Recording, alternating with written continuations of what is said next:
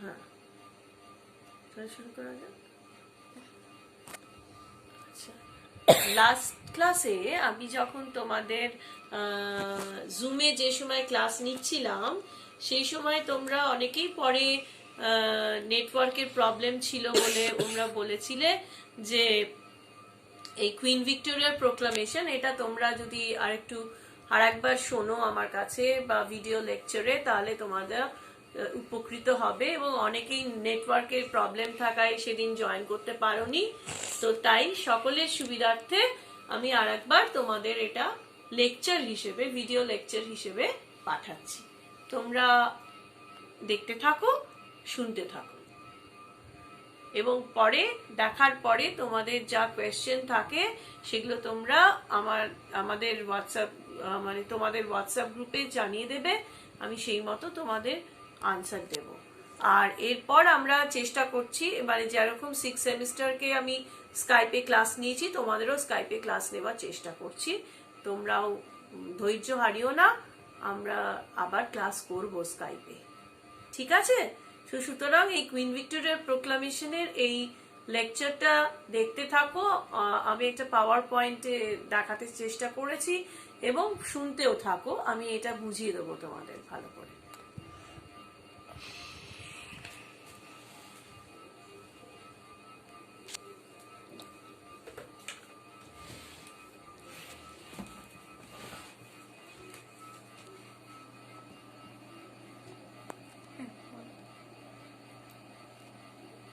আচ্ছা, তো first slide তোমরা দেখছো যে টপিকটা কুইন ভিক্টোরিয়ার প্রোক্লামেশন।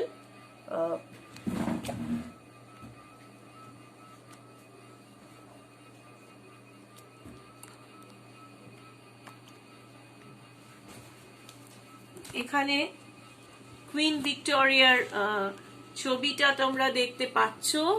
এটা একটা কুইন ভিক্টোরিয়ার একটা পোর্ট্রেট, যেখানে দেখানো হচ্ছে যে portrait of queen Victoria from an 1882 photograph। এই ফটোগ্রাফটা তুলেছিলেন বিখ্যাত ফটোগ্রাফার আলেকজান্ডার বাসানো, এবং তখন তাকে she had been named Empress of India in 1876। এই সময় তাকে এমপ্রেস বা সম্রাজ্ঞী উপাধিটি দেওয়া হয়, সম্রাজ্ঞী হিসেবে তাকে চিহ্নিত করা হয় 1876 খ্রিস্টাব্দে। সেই সময়ে রানীর এই পোর্ট্রেটটা ফটোগ্রাফি করেছিলেন বা ফটোগ্রাফ তুলেছিলেন আলেকজান্ডার বাসানো।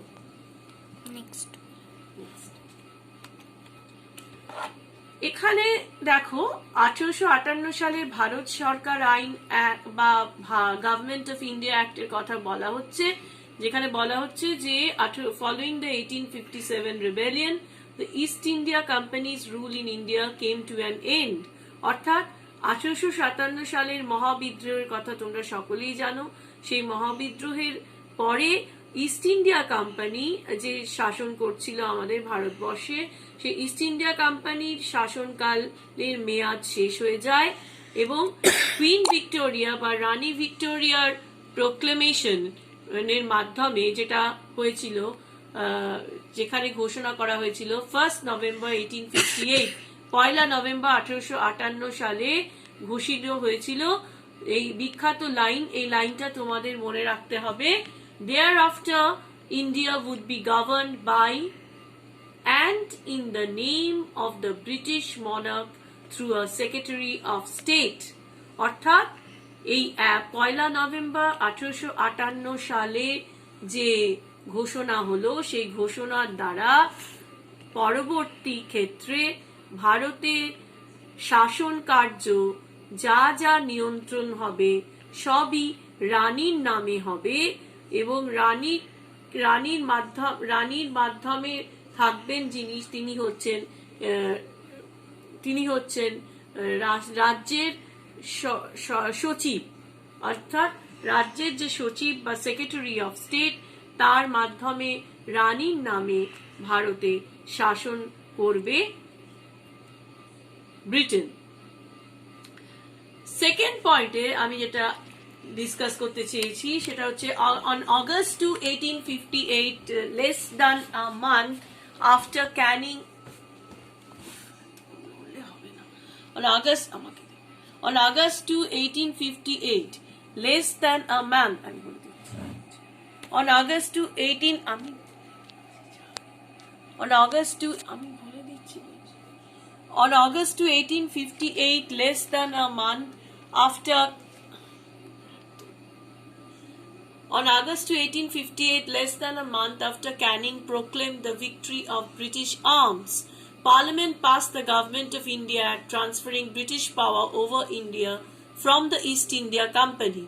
অর্থাৎ 2nd August, 2রা আগস্ট 1858 সাল, লেস দ্যান আ মান্থ, অর্থাৎ এক মাসেরও কম, যখন কিনা লর্ড ক্যানিং, যিনি ছিলেন ভাইসরয় বা গভর্নর, লাস্ট গভর্নর জেনারেল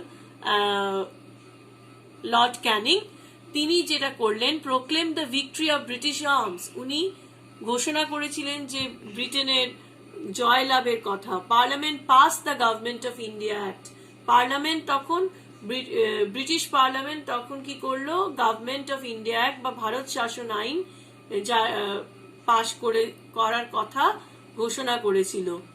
এবং ট্রান্সফারিং ব্রিটিশ পাওয়ার ওভার ইন্ডিয়া, অর্থাৎ বলা হচ্ছে যে ব্রিটিশের যে শক্তি, ব্রিটিশের যে শাসন, সেই শাসন কার্য ভারতবর্ষে নিয়ন্ত্রিত হবে। Transferring British power over India from the east India company, east India কোম্পানির হাত থেকে নিয়ে রানীর মাধ্যমে, অর্থাৎ কুইনের মাধ্যমে, অর্থাৎ ক্রাউনের মাধ্যমে, whose ineptitude was primarily blamed for the mutiny. কেন সেটা হস্তান্তর হচ্ছে ইস্ট ইন্ডিয়া কোম্পানি থেকে রানীর কাছে কুইন এলিজাবেথের নামে? কারণ সিপাহী বিদ্রোহের জন্য সেই সময়ের পরিপ্রেক্ষিতে ইস্ট ইন্ডিয়া কোম্পানি যে অকথ্য অত্যাচার এবং নির্বিচারে নিরপরাধ মানুষকে হত্যা করেছে, যে হত্যা লীলা চালিয়েছে এবং অনেক নিরপরাধ মানুষের যে মৃত্যু ঘটেছে, তার পরিপ্রেক্ষিতেই রানী এই ডিসিশন বা ব্রিটিশ গভর্নমেন্টের এই ডিসিশন বা নেওয়া হয়েছিল। The merchant company's residual powers were vested in the Secretary of State for India, অর্থাৎ ইস্ট ইন্ডিয়া কোম্পানির হাত থেকে নিয়ে সেক্রেটারি অফ স্টেট অর্থাৎ রাজ্যের সচিবের হাতে চলে গেল। A minister of Great Britain's cabinet who would preside over the India office in London, এবং ইন্ডিয়া অফিস লন্ডন অর্থাৎ ভারতের এক অফিস যেটা লন্ডনে অবস্থিত ছিল তখন, তাদেরকে সেখানে একটা কমিটি গড়ে তোলা হবে, যে কমিটি নিয়ন্ত্রণ করবে ব্রিটেন থেকে ভারতবর্ষে। সেই কমিটি ছিল কি, স্পেশালি ইন ফিনান্সিয়াল ম্যাটার, শুধুমাত্র অর্থনৈতিক ক্ষেত্রেই, বা কাউন্সিল অফ ইন্ডিয়া, ইন্ডিয়ার কাউন্সিল একটা তৈরি হবে। সেই কাউন্সিলে কারা থাকবে, যে 15 জন ব্রিটেন, অর্থাৎ 15 জন ব্রিটেনের অধিবাসী, তার মধ্যে 7 জন হচ্ছে কি, 7 of whom were elected from among the old company's court of directors, তার মধ্যে আগের যে ইস্ট ইন্ডিয়া কোম্পানির কোর্ট অফ ডাইরেক্টর ছিল তার থেকে নিযুক্ত হবেন 7 জন, আর 8 জন হবে কি, 8 জন হবে ক্রাউন অর্থাৎ রানীর দ্বারা মনোনীত প্রার্থী। এই নিয়ে তৈরি হয়েছিল এই 15 মেম্বার কমিটি বা council of India. Though some of Britain's most powerful political leaders became Secretary of State for India in the latter half of the 19th century, actual control over the government of India remained in the hands of British Viceroy. কিন্তু ভারতবর্ষে পরবর্তী ক্ষেত্রে 19বিংশ শতাব্দীর শেষার্ধে যেটা দেখা গিয়েছিল, government of India অর্থাৎ ভারতে যারা শাসন করছিলেন তখন আবার ব্রিটিশ ভাইসরয়ের হাতে চলে গিয়েছিল। who divided their time between Calcutta and Shimla, যারা তাদের শাসন কার্য নিয়ন্ত্রণ করত কলকাতা, এখনকার কলকাতা তখনকার ক্যালকাটা এবং সিমলা, এই দুটো জায়গা থেকে। and the steel frame of approximately 1500 Indian civil service officials posted on the spot throughout British India, এবং 1500 ইন্ডিয়ান সিভিল সার্ভিস, অর্থাৎ ভারতের যারা সিভিল সার্ভিসের যে উচ্চপদস্থ কর্মচারী তাদের পোস্টিং দেওয়া হবে through out British India. Posting দেওয়া হয়েছিল সমগ্র ভারতবর্ষে, যখন কিনা তখন ব্রিটিশ ইন্ডিয়া কেন বলা হচ্ছে, কারণ তখনও ব্রিটেনের দ্বারা শাসন কার্য নিয়ন্ত্রণ হচ্ছে ভারতবর্ষে। পরবর্তী স্লাইডটা দেখো। পরবর্তী স্লাইডে যেটা বলা হচ্ছে, এটা একটা সামাজিক নীতি হিসেবে এটা দেখা হচ্ছে যে 1 নভেম্বর 1858 সালে লর্ড ক্যানিং কি বলছেন, যেটা আগেও বললাম, দি দেন ভাইসরয় ব্রিটেনের ইন্ডিয়াতে যিনি ছিলেন, তিনি ভারতের দরবারে, তিনি কলকাতার একটা দরবারে এই লর্ড ক্যানিং অ্যানাউন্স করছেন কুইন ভিক্টোরিয়ার proclamation to the princes, chiefs and peoples of India, তাদেরকে অ্যাড্রেস করে। অর্থাৎ তৎকালীন তো আমাদের কিছু প্রিন্সলি স্টেটস ছিল, অর্থাৎ যারা তোমার রাজকীয় পরিবার দ্বারা নিয়ন্ত্রিত কিছু রাজ্য ছিল, সেই জন্য বলছে to the princes, chiefs and peoples of India, which unveiled a new British policy of perpetual support for native princes,